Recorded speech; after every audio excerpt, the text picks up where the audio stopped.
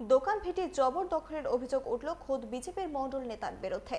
জানা যায়, সুবোধ ভৌমিক ফুলতলি বাজারে প্রায় ৩০ বছর ধরে ব্যবসা করে আসছিলেন, কিন্তু ২০১৭ সালে তিনি প্রয়াত হন।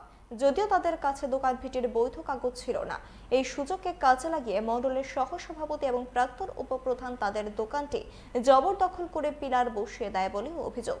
এই ঘটনায় স্থানীয় বিডিওর কাছে লিখিত অভিযোগ দায়ের করেন মৃত ব্যবসায়ীর পরিবার।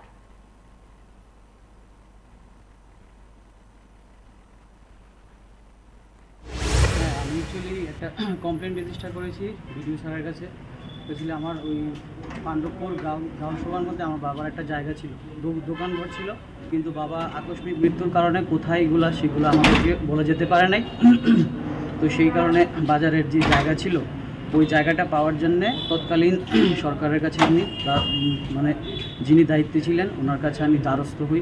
কিছুদিন আগে দেখা গেছে যাদের কাছে আমি দ্বারস্থ হই ওরাই এখানে আমার যে বাবার যে জায়গাটা ছিল ওই জায়গাটা মানে হরপ করার চেষ্টা করেছে। ওইখানে মানে আমাদেরকে কোনো ধরনের ইনফরমেশান না জানিয়ে না বলে কোনো কিছু ওইখানে পিলার লাগানো হয়েছে।